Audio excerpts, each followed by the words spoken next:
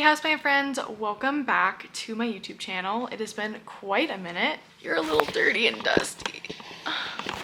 Hello. Today I have a sponsored video for you. This video is sponsored by VivoSun. I was supposed to make this video a really long time ago and I just have been irresponsible. So I'm very sorry to VivoSun, but now I'm going to make this video and I'm going to tell you all about composting and the benefits of adding heat to growing your plants. And I think that it'll be really informative because I always wanted to learn how to compost, but I never did it. I also don't live in a place right now where I can actually do it outside, at least to my knowledge, but I have some really good information for you guys. So I hope that you will stick around and watch this video and learn about composting. There are lots of different ways to compost nowadays. It's not just like one big pit in your backyard that you have to like fork around and stuff. There's a lot of different things that you can do and a lot more accessible ways to compost. The two most common ways of composting are worm composting and backyard composting. With worm composting, that requires a worm bin and it's usually done indoors, but you can also do it outdoors. And the backyard composting is obviously done in your backyard. You can also do it in your garage, and there's many different things that you can use to compost and different things that will make up the compost. When I was a kid, I had a friend named Emily. She had a mom named Nancy, and Nancy was super into composting. I mean, like, they had a little thing that sat on their counter, and anytime they had any kitchen scraps that were like, you know, organic matter, not like just a pizza, but like eggs or leftover fruit, they'd put it in the compost thing. And then at the end of the day, they would take that thing out to the big compost bin that was in their backyard, and they would dump it there. And I was always like, wow, that's so fun. Even now I'm like, I want to compost. Like, I want to be composting lady, okay? Making my own mulch, doing my own stuff. One of the reasons that people use compost in either their houseplants or their outdoor gardening is that it improves your soil quality. It introduces a lot of different beneficial chemicals and components. It can attract beneficial bugs. It can help your soil retain more moisture. And it's also a super good fertilizer, depending on what you've actually built your compost out of. In your backyard composting, this is something that you would do either in a bin or a tumbler. You would want your carbon-rich materials. These are also known as your browns. So your brown materials are going to include dry leaves, plant stalks, twigs, old crunchy plant material like this, that you can put in your composter because it's just crunchy dead leaves. The next ingredient you want to add into your compost juice is going to be your nitrogen-rich materials. These are going to be your grasses, your greens, things that literally still hold the color green. This can be your grass clippings, food, leaves. You're also going to want water and air. I know, two very expensive things nowadays, but the water is super important because it helps fertilize everything, and then the air helps get new air pockets inside of your compost that will help introduce new life into your compost. Air is super important for compost. That's why you have people with their big forks like out there turning their compost over. And there's also composters that have been created in order to be more helpful with this process. For example, I have the VivoSun tumbler composter. This is super duper great because some people want to compost, but they just accessibly cannot. They either don't have the ability or capacity in order to turn and do the massive amount of work that can sometimes require with manually turning over compost. And so a tumbler composter is actually super great because all it requires is it to be built, and then you can just spin it, and that will reintroduce all of the air that you need by turning it over. There's also little holes like in the composter, so that way air can get into it, and then when you rotate it, it not only turns and like moves your compost around for you, but it also reintroduces that new air into your compost, which is going to be really important. When you're doing the backyard bin composting, that can generally take 3 to 6 months in order for any compost juice to be ready for you. It is a very slow process, and it's very important that you're not forgetting to turn stuff over. Whereas with the tumbler one, it actually increases the speed of your compost becoming more fertile, which means that you can have compost in 3 weeks with a tumbler composter, which is really cool because 3 weeks is shorter than a month, and that's almost 6 times as short as having a backyard composter. Put your tumbler composter in your backyard.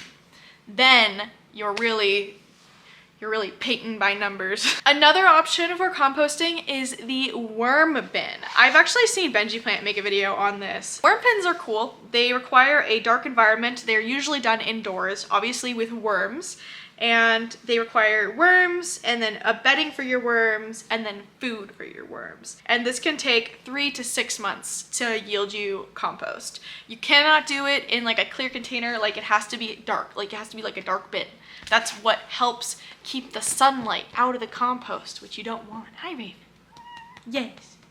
You love compost. Other benefits to a tumbler composter over a normal backyard composter is that it not only drastically speeds up the decomposition progress, which I told you about earlier, but it also keeps pests out of your compost bin, because this is one of the biggest issues with an outdoor backyard compost bin that you have to manually turn with a pitchfork is rodents or bugs that you don't want getting into your compost. That's not good, because animals, plot twist, they like food. They kind of like garbage. And when you're making mulch out of garbage, right? Garbage, it's not really garbage, it's compost, it's recyclables. They want that. They're like, ooh, let me get in that.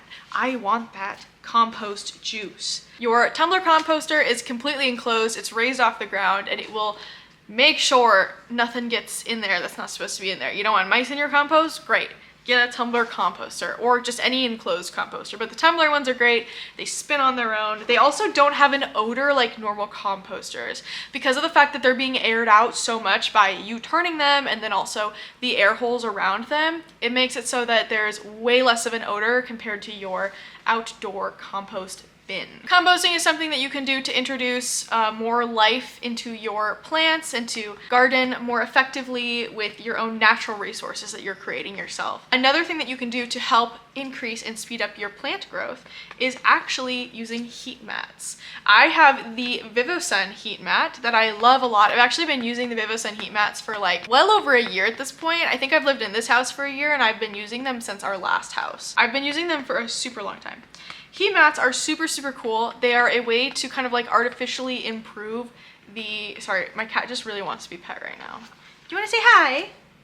No, she wants to play with the string. It's a great way to artificially increase the temperature and germination speed of your plants, propagations, seedlings, any and all of the above. It's important to keep track of your temperature though.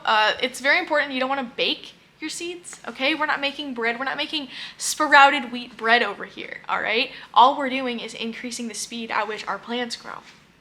We don't want to bake them. You'll want to keep track of the temperature at which your heat mat warms up to, and then also the average temperature of your house or place where you're already growing your plants, because you're going to want to make sure that that temperature combined with the heat mat temperature doesn't overheat your seeds or propagations. You don't want heat damage, you know? So it's also important to note your zone. For example, I know that I'm in zone, I think 7B. I think it was changed from like 6A to 7B decently recently. She said, oh, you finally sat down to film a video for the first time in weeks? Let me decide that now is the time that I need to be pet. I've been like working on growing out my nails. I think I told you about this before. But I've been like on a nail journey and they're finally at a strength. I've had to cut them back multiple times now, like all the way until they can grow in naturally on their own strong. And they're finally strong for the first time. I feel like I'm gonna have to cut them again though, like all the way back, like one final time before they'll be perfect, you know, for keeping around. But she's discovered that she likes me having long nails. Hey, no love bites. Only love licks. Raven, I'm working. You might have noticed that certain greenhouses have like heated floors or floors that like automatically fill with water, things like that to help greatly increase the ability at which they're able to produce plants and seeds and grow things.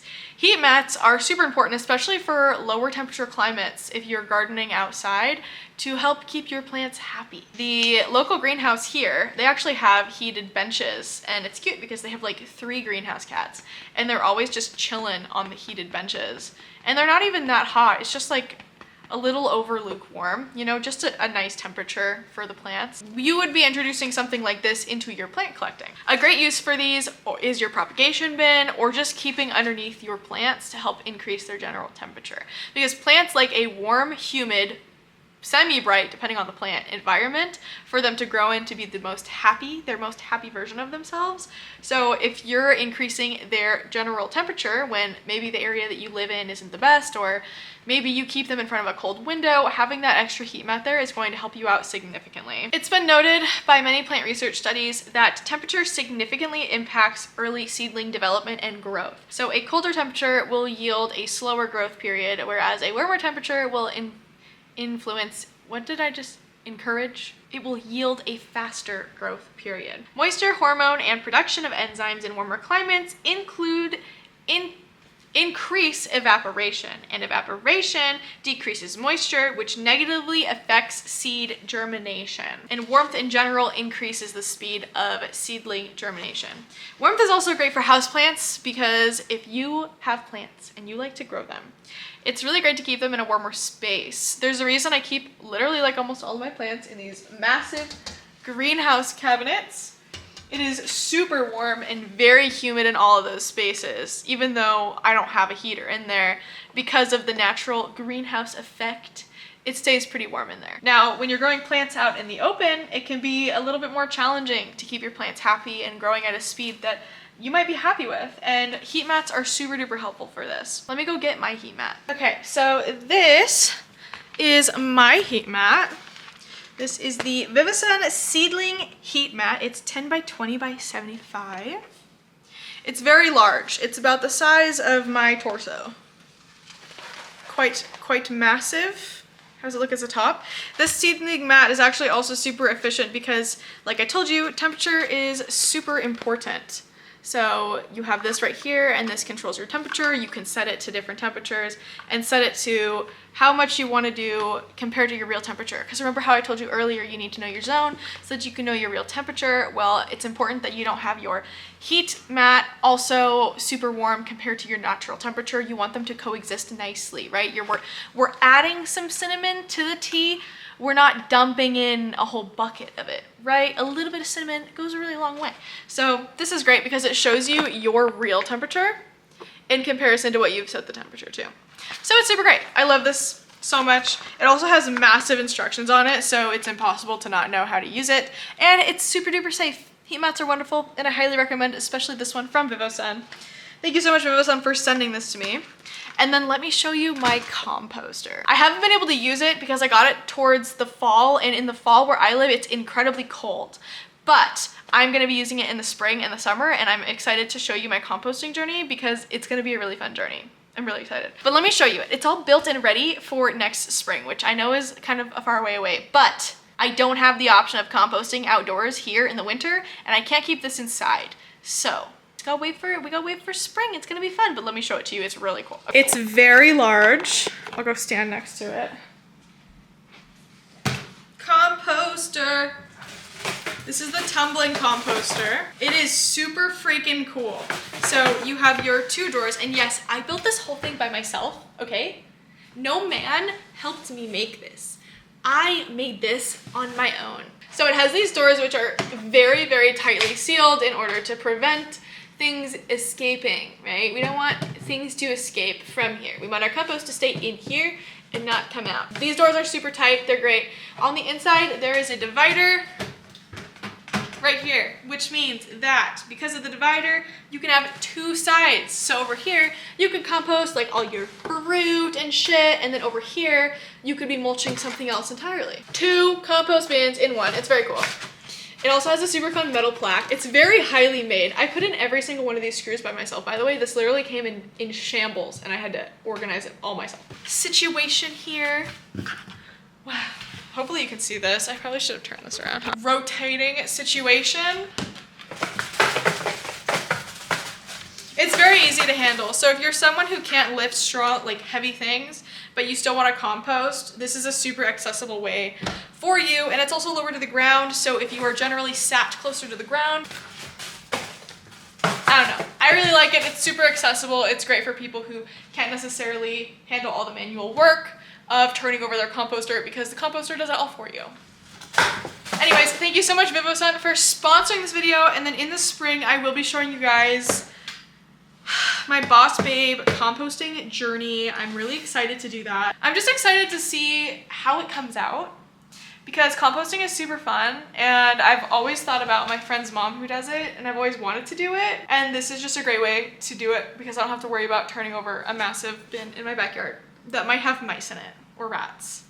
So thank you so much for watching this video. Thank you so much Vivosun for sponsoring this video. Sorry it took me so long to make. Thank you so much for watching this video. Don't forget to hit like and subscribe.